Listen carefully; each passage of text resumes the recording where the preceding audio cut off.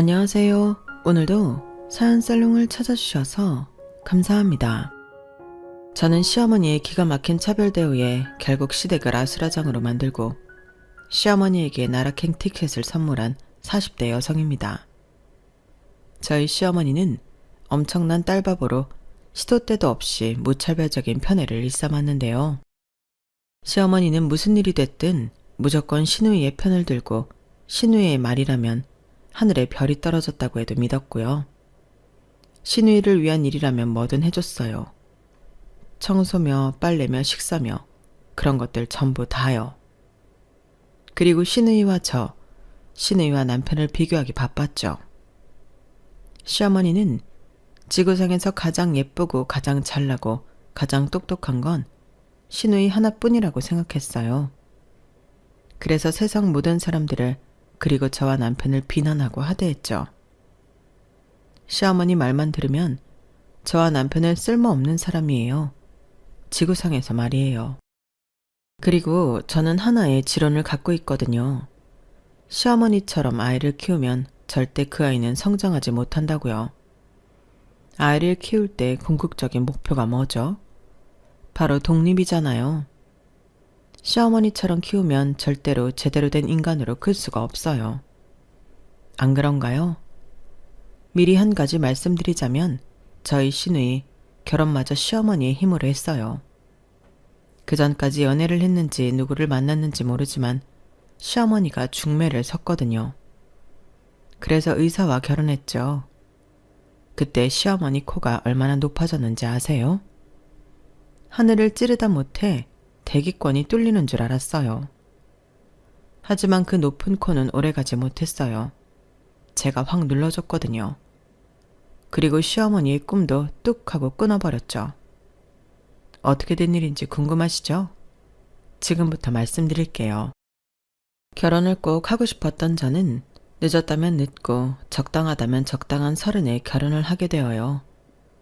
상대는 같은 종이회사를 다니는 사람이었어요. 저는 격리였고 남편은 생선직에 근무하고 있었죠. 연애는 남몰래 1년 정도 했어요. 남편은 성실하고 다정한 사람이어서 만난 지 얼마 되지 않았을 때부터 결혼을 한다면 이 사람과 해야겠다고 생각했어요. 그래서 프로포즈도 없이 결혼 준비를 했어요. 그런데 상견례 때부터 삐그덕거리더라고요. 한마디로 말하면 저희 친정과 시댁의 수준 차이가 났어요. 저희 아버지는 오랫동안 보일러 회사에 다니면서 보일러를 설치하고 수리하는 일을 했어요. 그리고 저희 어머니는 주부로 있으면서 간혹 돈이 모자라면 지인과 함께 건물 청소를 했죠. 그런데 저희 시아버지는 오랫동안 시청 공무원으로 일했고 저희 부부가 결혼을 하려고 했을 땐 정년이 얼마 남지 않은 국립대학교 사무국장으로 있었어요. 국립대학교 사무국장이면 2급 공무원이라는 거 혹시 아시나요? 요새는 법이 바뀌었다는데 제가 결혼할 때는 그랬어요. 그리고 시어머니는 시어머니의 본가가 대대로 크게 고추 농사를 지어서 거기서 일을 도와주고 있었어요. 하는 말이 고추를 키우는 비닐하우스가 5채나 있는데 당신 어머니가 돌아가시면 다 당신 땅이라고 하더라고요. 저는 제 결혼이 이렇게 차이가 날 거란 생각은 안 했어요. 왜냐하면 남편은 제가 다니는 공장 생산직에서 근무하고 있잖아요. 그러니 형편도 집안도 저와 비슷할 거라고 생각한 거예요. 그런데 이렇게 차이가 날 줄이야. 저는 너무 놀랐어요. 더구나 시부모님은 저희 남매의 직업도 꼬치꼬치 물었죠. 저희 남매는 오빠, 언니, 저로 오빠는 저와 같은 종이공장의 생산직으로 근무하고 있어요. 그리고 언니는 24세 어린 나이에 결혼해 주부로 살고 있고 굳이 무슨 일을 하는지 꼽자면 마트에서 파트타임으로 아르바이트를 하고 있죠. 시부모님은 저희 형부에게도 무슨 일을 하는지 물었어요. 저희 형부는 타이어 공장에서 타이어를 만드는 일을 하고 있다고 말했죠. 다 공장에서 일하고 있네요. 몸 쓰는 일이죠. 대학 졸업장 필요 없는. 우리 딸은 명문대 박사까지 졸업했어요. 영문학과요. 영어로 된 책을 술술 읽는답니다. 얘가 저를 닮아서 책을 참 좋아해요. 집에서 손에 놓지를 않죠. 아, 그렇습니까? 사돈처녀가 공부를 참 잘했나 봅니다. 그럼요. 그걸 다 말하려면 입이 아프죠. 어릴 때부터 영어를 좋아하고 잘했어요. 초등학교 5학년 때부터 영어로 일기를 썼다니까요. 독후감도 그렇고요. 그래서 제가 알아보지도 못하고. 아, 그렇다고 제가 막 열어보고 그러는 사람은 아니에요.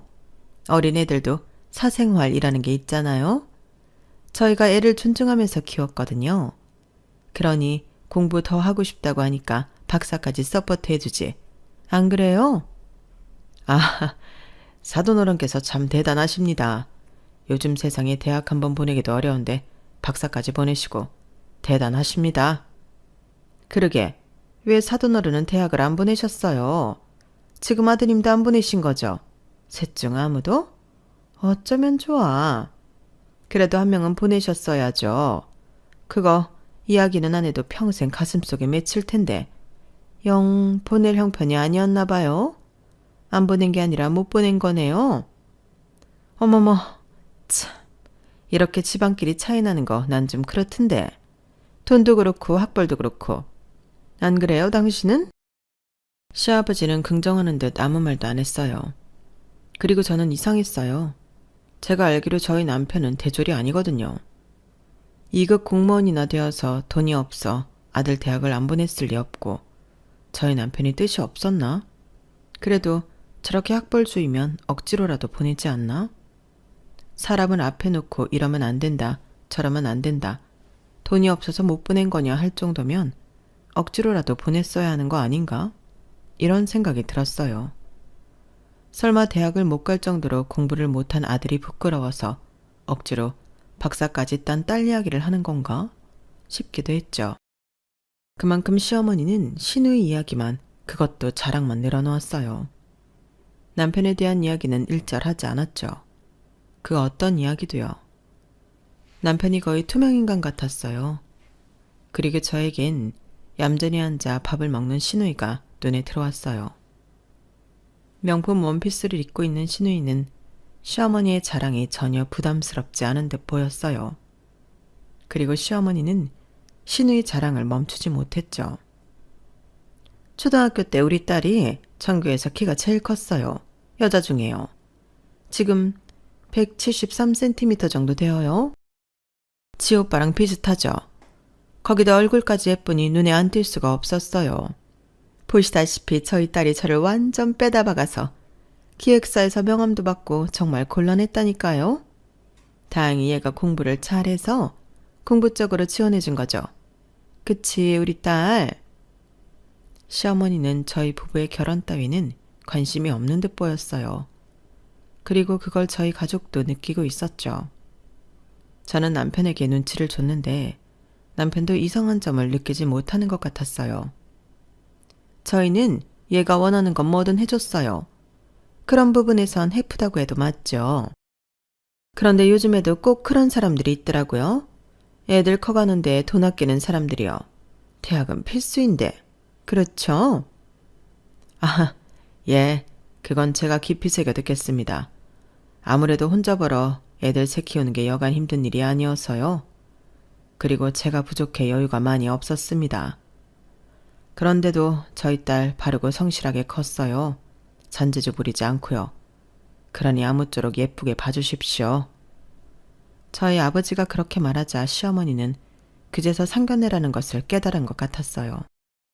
그 이후로 저희는 상견례답게 결혼 날짜나 웨딩홀이나 하객 인원과 같은 결혼식 준비에 대한 상의를 했어요. 저는 어른들과 상의를 하면서 자꾸 시어머니를 봤어요. 눈이 그쪽으로 가더라고요. 왜냐하면 시누이 자랑 시간이 끝나자 시어머니는 흥미를 잃은 듯 계속 딴짓만 했거든요.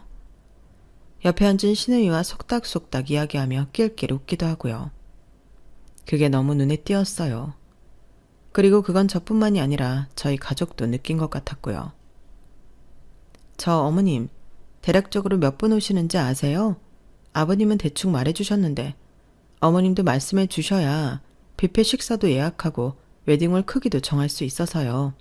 그리고 답례품도 수량 맞춰야 해서. 어머님. 시어머니는 듣는 둥 마는 둥 했어요. 그래서 저는 시어머니가 관심을 가질 혼수 이야기도 했어요. 어머님, 혼수는 어떻게 할까요? 생각해둔 거 있으세요? 저희가 최대한 맞출 수 있으면 맞춰볼게요. 생각해둔 거 없다. 혼수든 뭐든. 너희 결혼식에 몇 명이 오는 줄도 난 몰라. 네 시아버지 손님이 다다. 에이, 저희가 부담 가지실까봐 그러는 거예요. 혼수도 그렇고 손님들도 많이 오셔도 괜찮으니까 말씀해보세요. 아니, 생각해둔 거 없다. 무슨 대단한 결혼식이라고 사람을 그렇게 부르니? 너희 시아버지 나 포함해서 50명도 안 올 거니까 그렇게 알아라. 그리고 혼수도 됐어. 뭐 얼마나 대단한 걸 받겠다고. 우린 기대도 안 하니까 부담 갖지 말아라. 더 물어보지도 말고. 더 이상 결혼식에 대해서는 상의할 것도 없다. 너희가 다 알아서 해라. 한복도 전에 조카 결혼식 때문에 맞춰놓은 게 있으니까 따로 살 필요 없고. 너희 시아버지도 그때 맞춰둔 정장이 있다. 다른 건 모르겠고 한복 불편하니 결혼식은 웬만해서 빨리 끝내거라. 아, 우리 유리 정장은 한 벌 맞춰주렴. 너희가 그렇게 뭘 해주고 싶어하니 샤넬로다가 정장 한 벌 맞춰줘. 그리고 촛불 점화 같은 거 나 시키지 말아라. 내가 무대 공포증이 있어서 그건 좀 그렇다. 사돈어른도 굳이 안 하셔도 되겠죠? 정말 안 하셔도 되겠어요? 그게 결혼식 첫 시작인데. 말했잖니? 내가 무대 공포증이 있다고. 사돈어른 양해 좀 부탁드립니다. 그리고 거기 애들 2명 있잖니? 화동이라도 시켜라. 그리고 식사는 안 하고 갈 거니까 그렇게 알아라. 식사를요? 그래도 식사하고 가시지. 결혼식 뷔페 하도 많이 먹어서 물린다. 너희 시아버지 따라 간 결혼식만 1년에 몇 번인 줄 아니? 우리끼리 나가서 알아서 먹을 테니까 신경 쓰지 마. 이제 이야기 끝났지? 사돈어른 식사 잘했습니다. 먼저 일어나 보겠습니다. 어머님, 그렇게 결혼식 많이 가셨는데 아깝지 않으세요? 저희가 축의금 다 챙겨 드릴게요. 아이 참, 얘가 정말 됐다니까 그러네. 그리고 그 축의금 저도 안 받으니까 너희들 다 해라. 얘도 좀 데려가고. 그렇게 말하고 시어머니는 먼저 일어나 신우의 손을 잡고 식당을 나갔어요. 그리고 남은 시아버지가 대신 사과했죠. 올해 키운 아들 장가간다니 서운해서 그러는 겁니다. 오해는 마십시오. 그리고 새아가야, 인원수는 내가 문자를 주마. 정장이랑 한복, 혼수는 너희 시어머니 말대로 하면 되겠구나. 다 너희들 부담 안 주려고, 사돈 어르신들 부담 안 주려고 그런 말을 한 겁니다. 반대하는 것도 그 무엇도 아니니 오해 마십시오. 오늘 결례가 있었다면 너그럽게 봐주시고요. 그럼 결혼식 날 보자. 상견례가 끝나고 저는 곧바로 남편을 만나 이것저것 따졌어요. 아니, 자기는 왜 이제껏 부모님 무슨 일 한다는 거 말 안 했어? 내가 듣고 얼마나 놀랐는 줄 알아? 대체로 언질은 줬어야지. 그리고 어머님은 왜 자꾸 신우이 자랑만 하시는 거야? 당신 자랑은 하나도 안 하고. 누가 보면 당신은 어디서 주워온 줄 알겠어. 내가 얼마나 속상했는 줄 알아? 우리 결혼식인데, 우리가 주인공인데. 그러자 남편은 몹시 미안해했어요. 정말 미안해. 나는 네가 먼저 물어보지 않아서 나도 모르게 다 알고 있다고 생각했나 봐. 내가 너무 안일했어. 미안해. 그리고 우리 엄마 원래 그래. 워낙 딸바보라. 물론 나도 사돈어른 앞에서 그렇게까지 할 줄 몰랐지. 정말 우리 결혼 찬성하시는 거야. 그게 맞아? 그냥 자기 데려가라고만 하니까. 혹시 자기 장가간다니까 서운해서 일부러 그렇게 말하시는 거 아니야? 그건 아니야. 우리 결혼 이대로 진행하면 되는 거 맞아. 반대하고 그러는 거 아니야. 그러니까 이제 신경 쓰지 마. 저는 남편의 그 말만 믿고 결혼식을 진행했어요.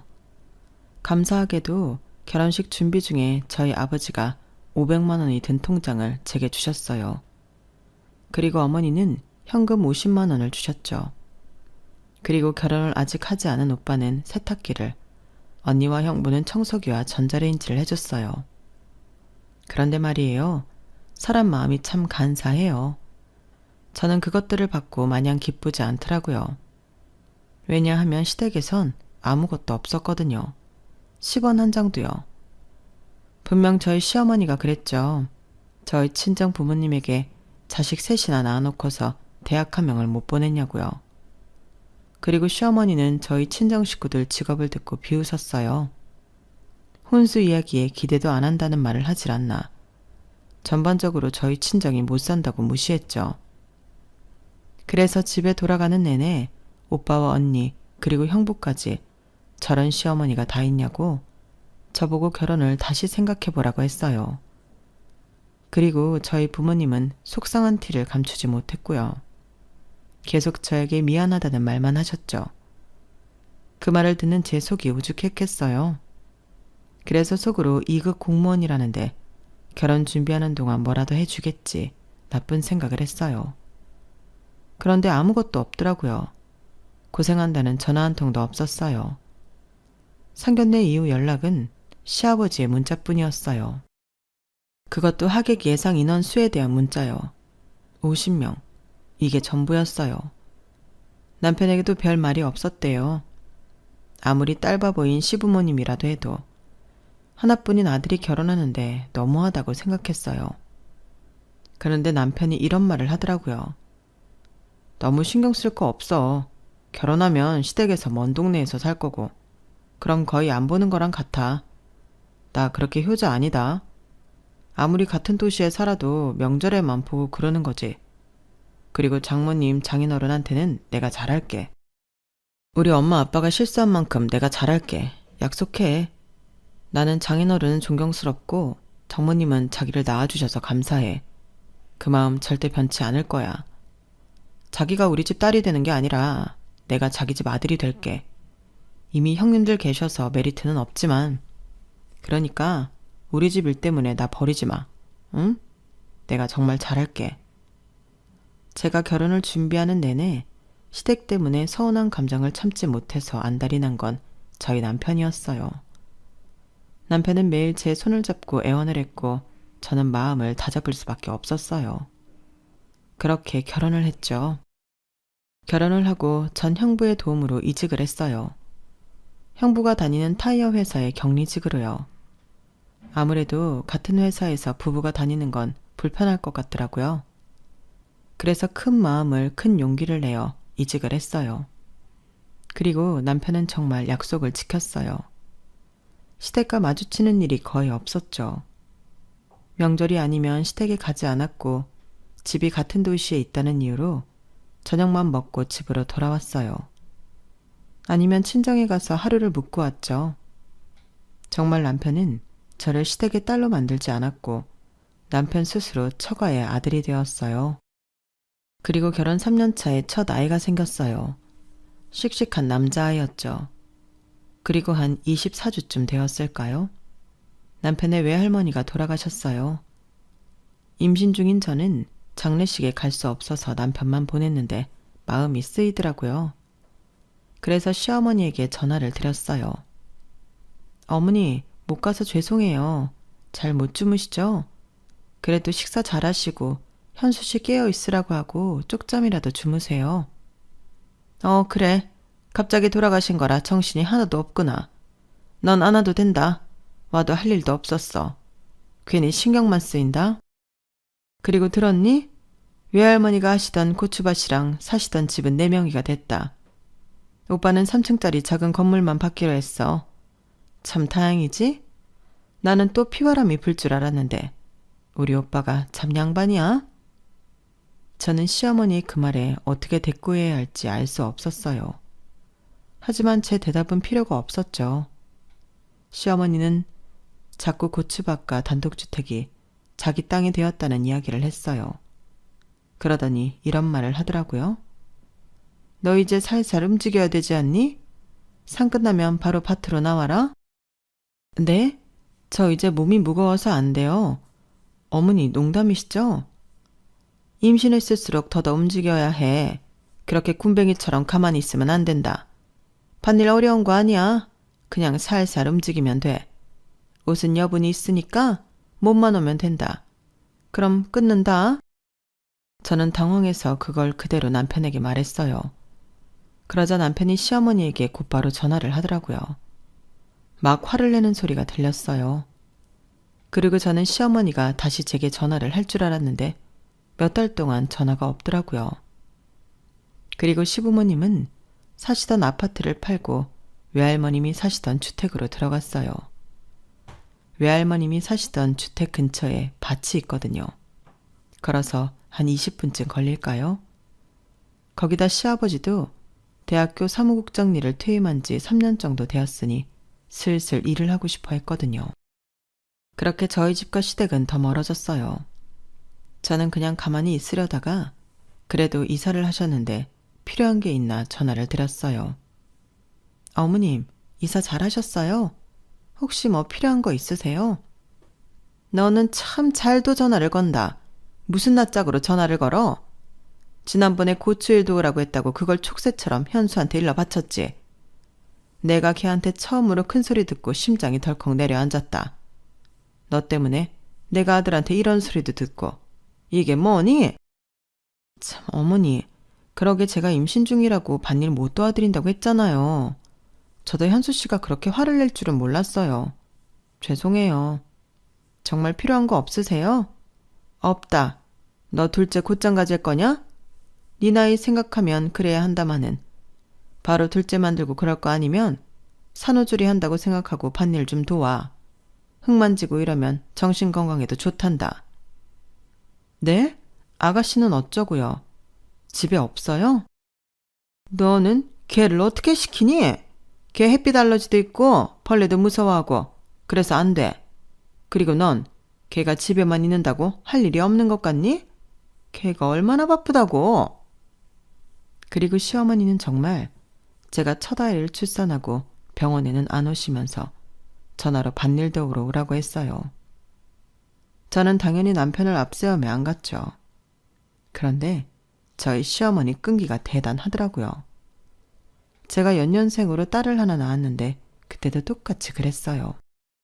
시어머니가 그럴 때마다 저는 시누이를 언급했어요.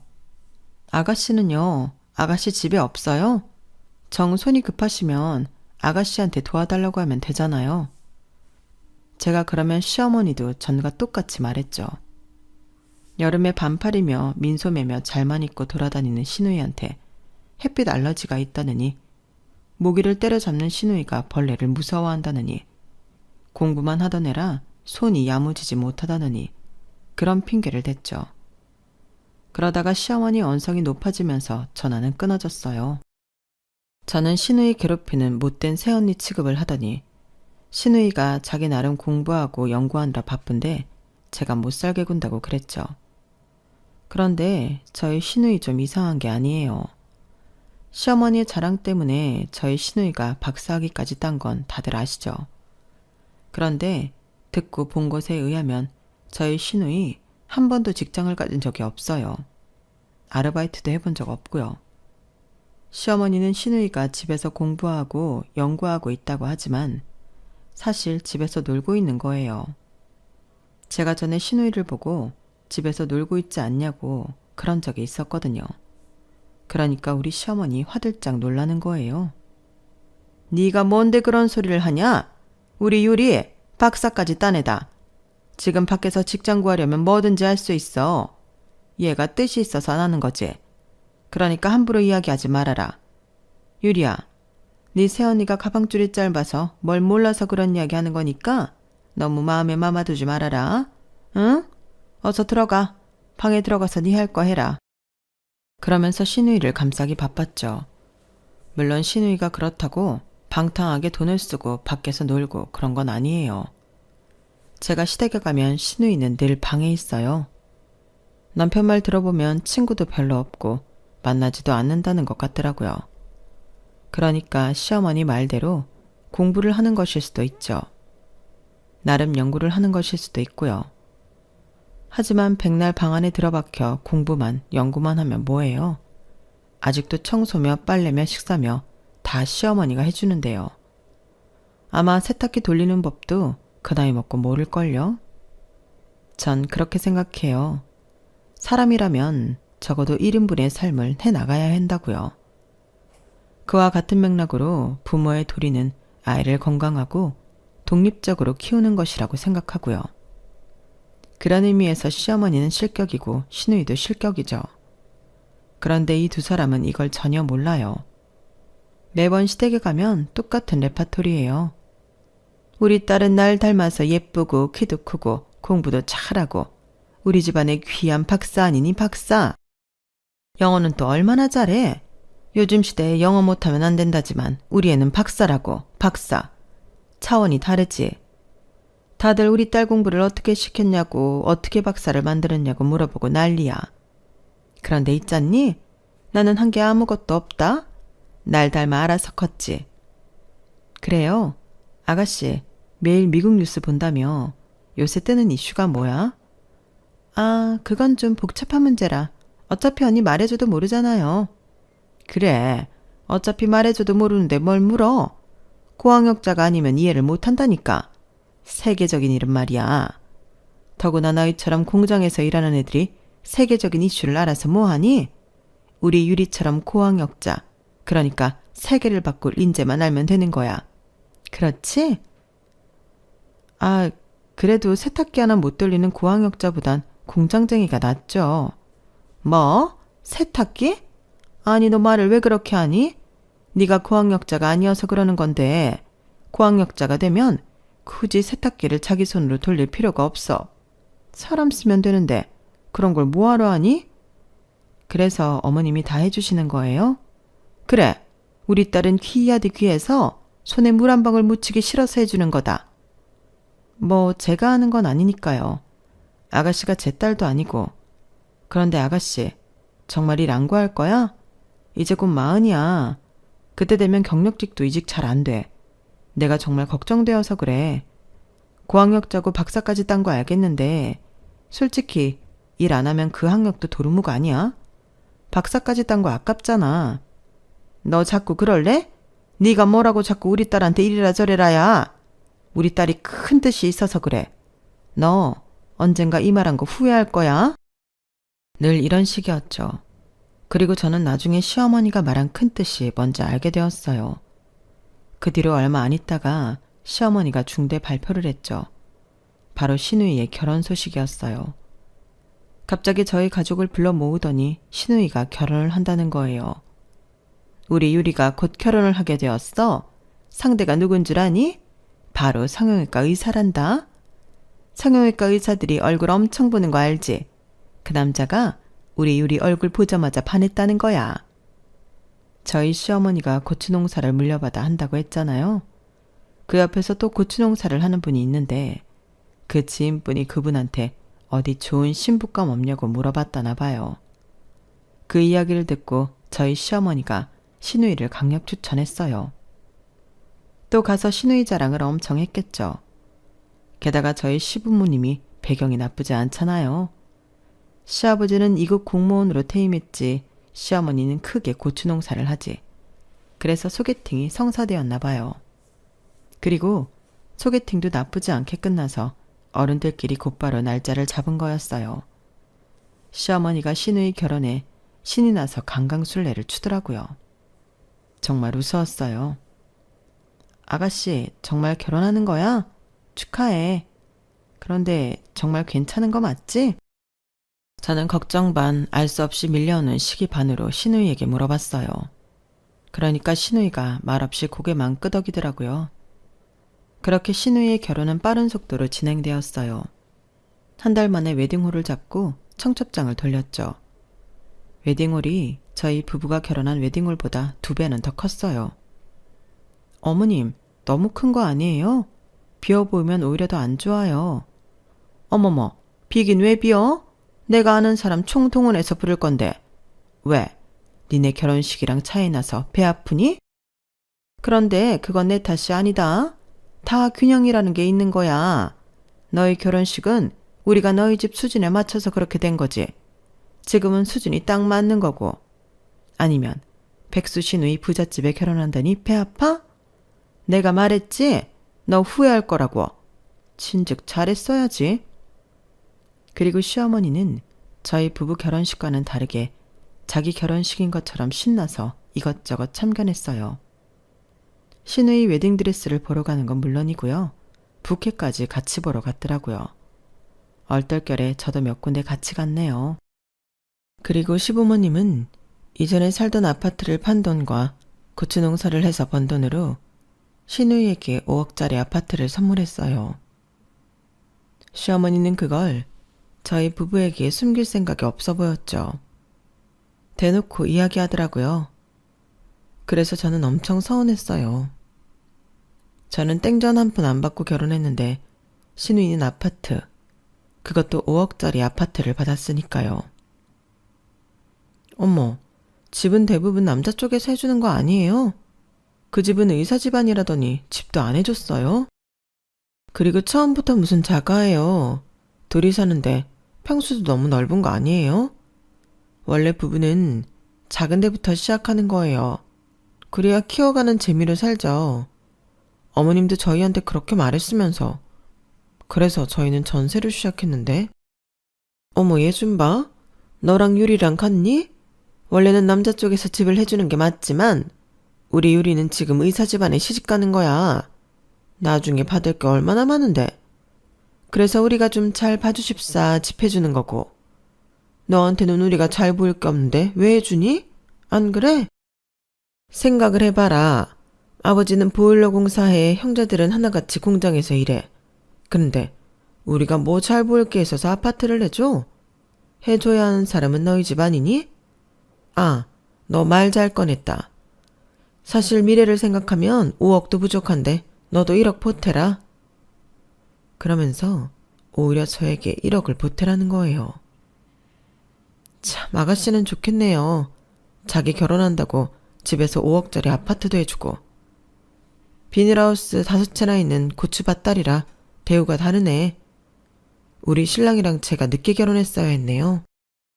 그렇게 아쉬워할 것 없다. 니네가 결혼한 거랑 내가 고추 농사를 하는 거랑 하등 상관없으니까.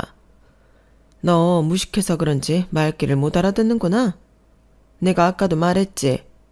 나중에 받을 게 있어서 해주는 거라고. 말 그대로 투자지, 투자. 그러니까 너도 투자한다고 생각해. 왜? 나중에 우리 유리 신랑이 보톡스나 레이저나 공짜로 해줄 수도 있잖냐. 참, 어머니도 아가씨한테 그러다 간이고 쓸개고 다 주시겠어요. 그럼 못할 것도 없지. 결국 의사 남편 만나 결혼했으니 이 밭도 이 땅도 다 주려무나. 네? 아들한테는 안 주고요? 아니, 반반 나누지도 않고요? 농담이시죠? 요새 누가 딸한테 다 줘요. 요새가 어떻든 나는 별로 신경 안 쓴다. 너도 낳아봐서 알잖냐. 배 아파 낳은 자식 안 예쁘냐? 현수 씨는 뭐 배 아파서 안 낳으셨어요? 무슨 그런 말씀이 있어요. 그 이야기 들으면 현수 씨 서운하겠어요. 글쎄, 난 모른다. 그러니 넌 볼 생각 마. 저는 그 말을 듣고 너무 어이가 없어서 집으로 가 남편에게 하소연을 했어요. 하소연을 하다 보니 눈물도 나더군요. 제 말을 들은 남편은 한동안 가만히 있었어요. 그리고 저는 남편의 입에서 아주 놀라운 소식을 듣게 되었죠. 우리 엄마가 그러는 거 자기 잘못 아무것도 없어. 다 내 잘못이야. 무슨 소리야. 이게 뭐 어디가 자기 잘못이야. 당신이 대학을 안 가서 그래? 아니, 그것 때문이면 너무 어처구니 없지. 자기가 대학을 왜 안 갔는지 안 간 건지 못 간 건지 나는 모르지만 그거 잘못한 거 아니야. 고작 그런 거 가지고 차별하는 사람이 잘못한 거지. 그런 게 아니라 사실 나 입양아야. 신생아로 입양되었어. 우리 부모님 난임 부부였거든. 결혼하고 3년 동안 아이가 안 생겼어. 고민하고 또 고민하다가 아는 사람을 통해 보육원을 소개받았고 거기서 나를 입양한 거야. 뭐? 그럼 자기가 입양아라서 친자식이 아니라서 편애하는 거라고? 뭐 그런 것도 없다고 생각 안 해. 왜냐하면 유리가 태어나고 부모님이 엄마가 변했으니까. 내가 4살이 되었을 때였어. 유리가 태어난 게. 그렇다는 말은 아가씨는 친자식이란 소리야?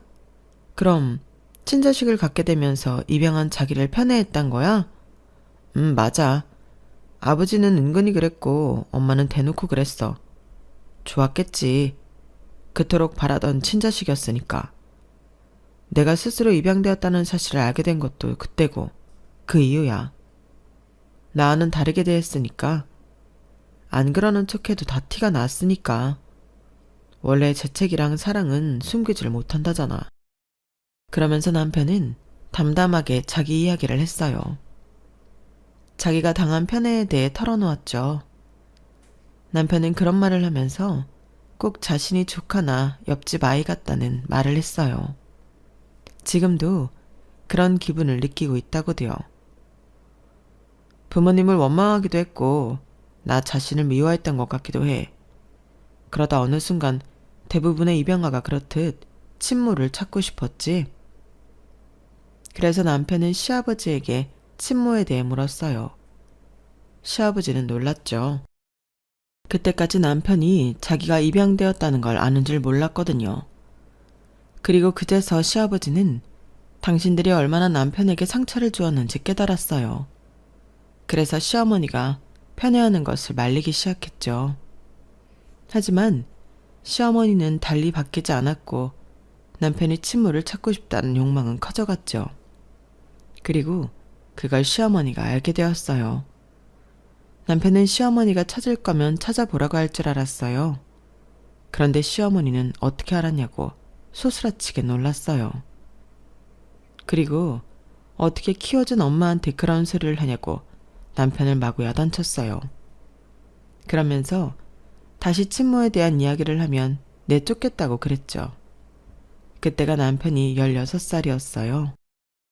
시어머니 말이 16인 남편에겐 너무 무서워서 남편은 그 뒤로 친모를 찾으려고 하지 않았어요. 하지만 오히려 달라진 건 시어머니였죠. 아주 냉담해졌어요.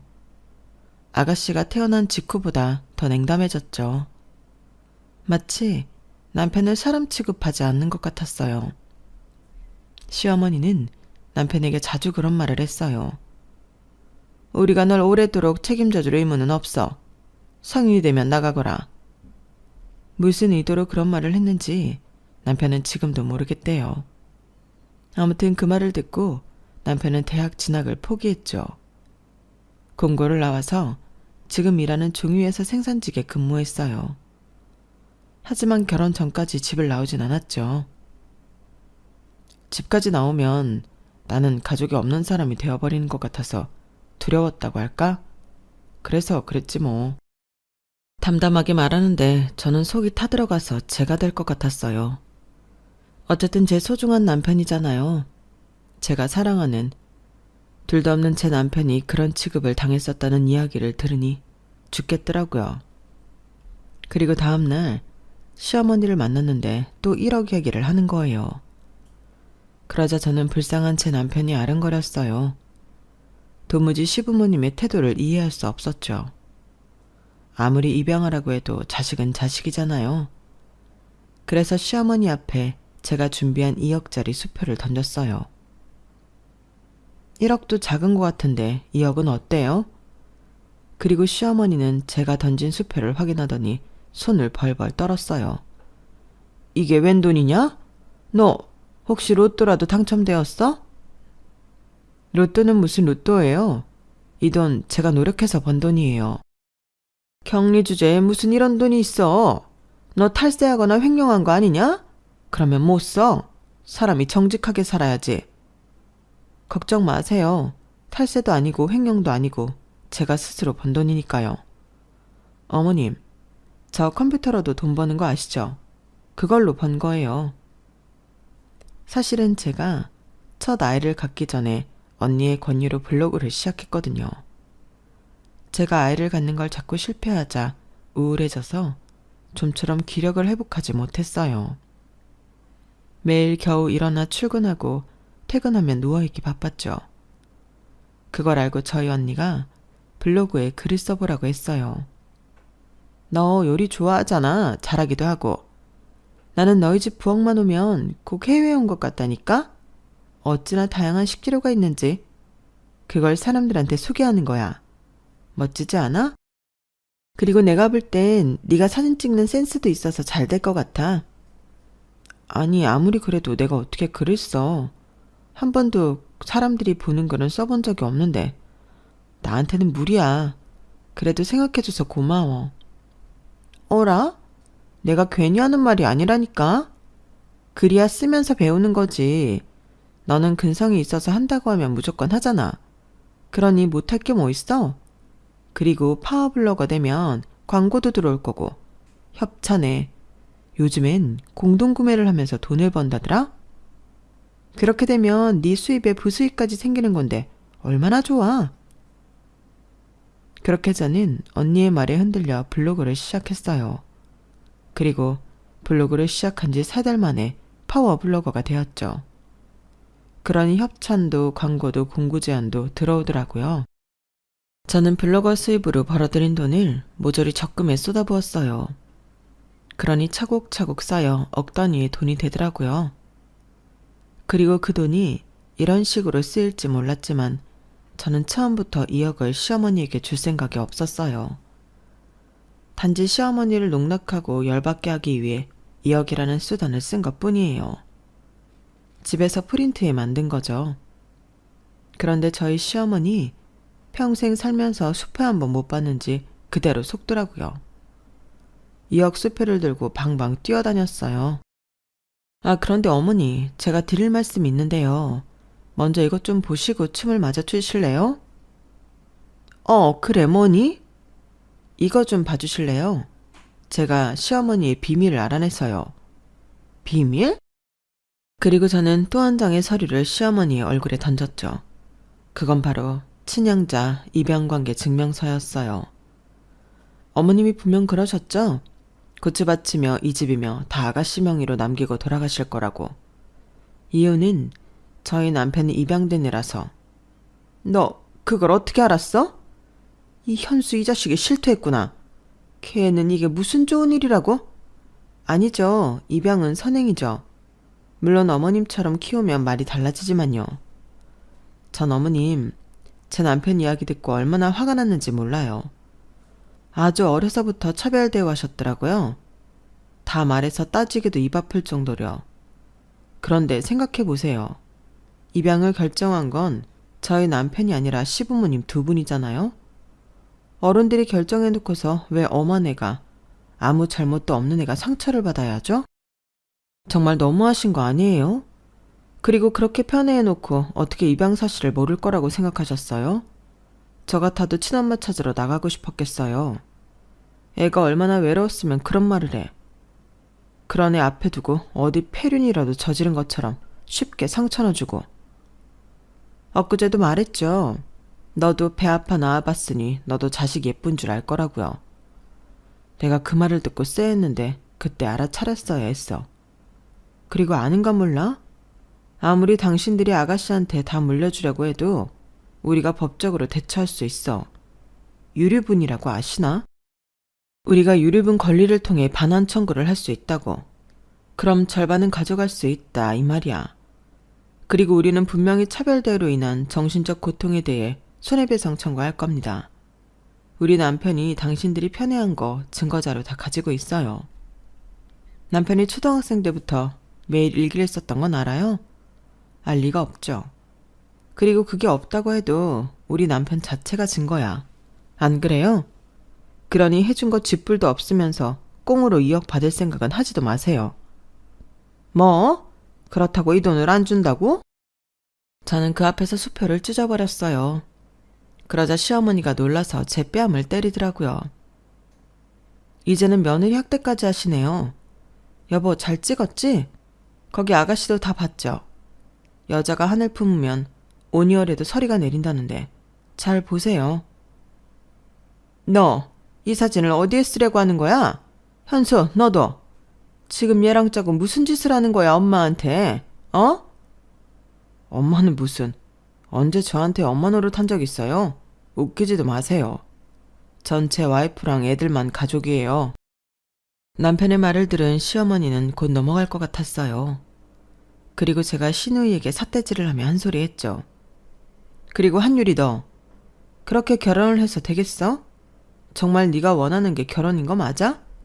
결혼하면 어떻게 되는지 알고 있긴 하니? 직장도 없는 네가 앞으로 어떻게 되는지 알긴 해? 네 엄마가 해주던 거 이제 앞으로 네가 해야 하는 거야. 너 정말 할 수 있겠니? 그리고 철석같이 믿던 네 엄마가 지금 널 5억 주고 그 집에 파는 거야. 정신 똑바로 차려.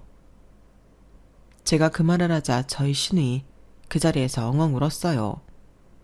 엄마, 나 결혼 안 할래. 너무 무서워. 결혼하기 싫어. 웨딩드레스도 안 입을래. 이 집에서 나가고 싶지 않아. 나 지금 이대로가 좋아. 엄마, 정말 나를 그 집에 파는 거야? 언니 말이 맞아? 너 대체 무슨 소리를 하는 거야? 결혼을 왜 안 해? 의사 집안이라니까. 네가 언제 그런 집에 시집갈 수 있을 것 같아. 그 나이 먹고 아무 일도 안 하는데. 그리고 내가 이제 속 좀 트이고 사는 거 있는데 안 한다고? 무조건 해. 시어머니의 말을 듣고 시누이는 더 크게 울었어요. 그리고 어떻게 되었냐고요? 저희 아가씨는 파혼했어요. 시어머니는 끝까지 결혼까지 밀어붙이려고 했는데 시누이가 비협조적으로 굴어서 어쩔 수 없었죠. 그리고 시아버지는 진심으로 남편에게 그동안의 일을 사과했어요. 고추밭과 지금 살고 있는 집을 유산으로 나눌 때 반으로 나눠줄 것을 약속했죠. 그리고 시어머니는 화병으로 알아누웠어요. 그런데 시아버지를 빼고 병간호를 해주는 사람도 시어머니의 화병을 인정해주는 사람도 없었죠. 그리고 아가씨는 다시 칩거 생활을 하기 시작했어요. 우리 딸 하면서도 그 꼴을 보는 게 5억이라는 돈을 투자할 정도로 싫었으니 저희 시어머니 화병이 나을래야 나을 수가 없죠. 그렇게 저는 제 남편과 저희 가족을 지켰어요. 여기까지가 제 사연입니다. 입양이 된 자식이든 낳은 자식이든 자기가 기르고 키운 자식들을 편애하는 건 부모의 자질에서 어긋난 것이라고 생각해요. 그렇지 않나요? 그러니 시어머니의 최후는 인과응보의 결과라고 봅니다. 그래도 남편을 키워주신 점도 있으니 미운 정 고운 정 사아가며 잘 살아가 볼 생각입니다. 들어주신 분들 모두 가족들과 행복하세요. 여러분, 사연 댓글에 응원과 현명한 조언 부탁드려요. 좋아요와 구독은 저에게 큰 힘이 됩니다. 오늘도 좋은 일 가득하세요.